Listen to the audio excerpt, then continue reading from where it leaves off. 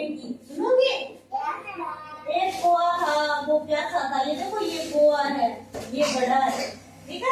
और इस घड़े में पानी है, और ये क्या है? कंकर, ठीक है। सुनोगे कहानी? कहानी सुनी है कभी?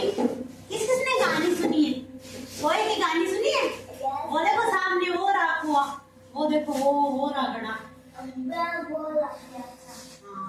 अब इधर देखो सामने, सामने देखो सामने अर्जुन सामने। मैं कहानी सुनाऊंगी, ठीक है? ध्यान से सुनना, ठीक है? पर मैं पूछूंगी आपसे, ठीक है? सूरज ध्यान से सुनना। सामने देखो, एक बार एक कौवा था। क्या था? कौवा था, और वो बहुत ही प्यासा था।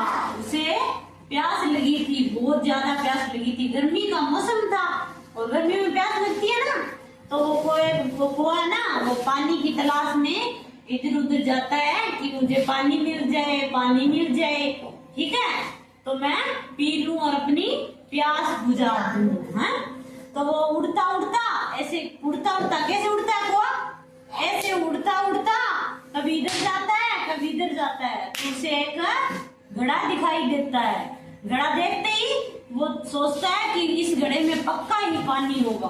तो वो उस घड़े की तरफ जाता है, और जैसे ही वो देखता है और अपनी चोंच डुबोता है ना घड़े में, और सीधे बैठो सीधे, वो घड़े में अपनी चोंच डुबाता है ना, तो वो पानी उसको नहीं, मतलब पी नहीं सकता। वो बहुत ज्यादा नीचे होता है पानी घड़े में।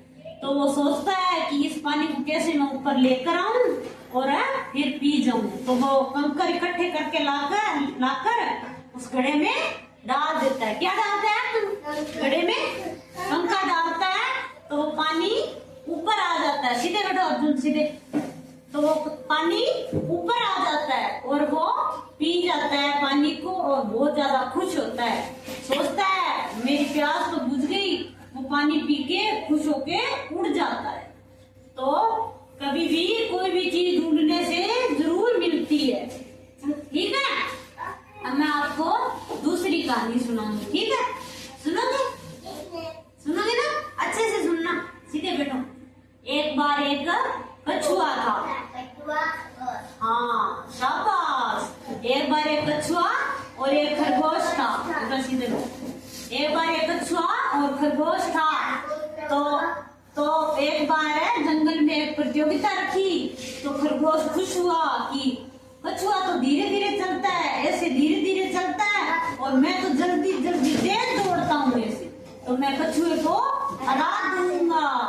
तो वो बहुत ज्यादा खुश होता है। और जब जंगल में प्रतियोगिता कराते हैं ना, तब वो कछुआ आता है। कछुआ तो धीरे धीरे आता है, फिर वो जो खरगोश होता है ना, वो खुश होता है कि मैं इसको हरा तो दूंगा। वो भाग कर आता है। फिर सभी जानवर इकट्ठे हो जाते हैं, और कछुए की और खरगोश की रेस करवाते हैं। सीधे बैठो अर्जुन। तो कछुए की और खरगोश की रेस करवाते हैं कि कौन जीतेगा, कौन हारेगा। तो वो कछुआ है ना, वो धीरे धीरे स्टार्ट करता है, जहाँ से चलता है ना, वो धीरे धीरे ऐसे ऐसे चलना स्टार्ट करता है। और वो खरगोश होता है ना, वो जल्दी जल्दी भागकर एक पेड़ आ जाता है। तभी उसने देखा कि कछुआ तो धीरे धीरे आएगा, पीछे आ रहा है वो तो धीरे धीरे आएगा, और मैं उतने में सो जाऊं और एक नींद ले लूं। तभी कछुआ धीरे धीरे चलता है, खरगोश सो जाता है, उसको नींद आ जाती है। तो वो धीरे धीरे कर कछुआ धीरे धीरे ऐसे चलता है, और अपनी उस जो स्थान बनाया होता है ना, जहाँ पर पहुंचना होता है, वो धीरे धीरे वहां पर पहुंच जाता है। खरगोश हार जाता है, सो जाता है, उसको नींद आ जाती है। तो सामने देखो युवराज, उसको नींद आ जाती है। तो खरगोश, वो कछुआ है ना, वो जीत जाता है। तो सभी तालियां बजाते हैं ना, ऐसे हम भी तालियां बजाएंगे, ठीक है, कछुए के लिए।